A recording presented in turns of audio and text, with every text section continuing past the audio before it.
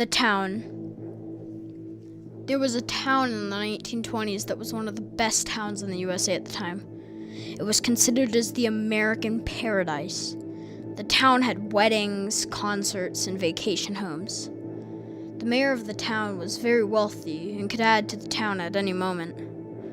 Then, the Great Depression happened in 1929. The town went from top to bottom in an instant.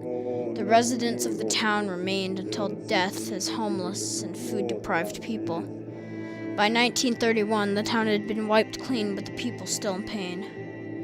When it became 1945, the second-to-last living person was killed by a wild coyote. The last person was a middle-aged woman who died on April 18th, 1972. Right before she died, she did what she liked to do the most and cast a curse on the town to wake the spirits of the deceased occupants. In 1973, on the anniversary of her death, 13 kids stumbled upon the abandoned town and decided to look through it. That was the biggest mistake of their lives. When they walked in the town, the spirits were angered and started to attack. The kids were mindlessly looking through the rubble and found an old witchcraft book. I was one of those kids. "Whoa, is this a spell book?" Dan said. "Nah, it's probably just a book of something unimportant," I said. We heard a loud scream and looked over and saw a girl standing in the middle of a street with a shard of glass in her stomach.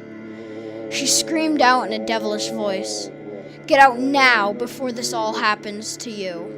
We started running, but we got caught up by a spirit that tried to take a person. "No! Let go of him now!" a person in the crowd said. She ran at the spirit and tried to get the man back, but got thrown straight into a house.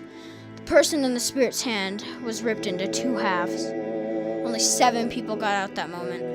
It was only Matt, Mike, Jack, and I still in the town. We started running and ran into a shop with a faded hand with an eye in the middle. We saw a bunch of torn up books inside and found rubble with a black and white photo of a beautiful town with a woman and a date. It said 1921. I immediately remember reading about this town. I remember how miserable it was at the end, and how the spirits had to suffer. In the picture there was the same hand with the eye on it. We were in that building. When we heard Mike scream, "No! Get off me now!" we started running to him. When we got there, he was being attacked by what looked like a witch, but she was holding the spell book we found. She cast a spell that had him thrown straight into a brick pillar, where it allowed crack and he didn't get up. We started running and ran into a group of police officers that ran into the town and got us. We were leaning against a police car when a stray bullet came and hit Jack in the stomach. He fell to the floor and the people next to us started helping us. We heard one of the police officers that went in scream and a body came flying at us and smashed into the car next to us. We didn't know what to do, and we saw what looked like a demon with a ripped up face walking to us. It pulled out a spear and put it up to my neck. It said to me, "Never come to this town again." It pulled back its spear as if it was going to hit me. He didn't. Jack jumped in front of me. As the spirit chopped off the head, it rolled towards me. I was traumatized. If you ever see Jordan M., please never go inside. It will be your demise.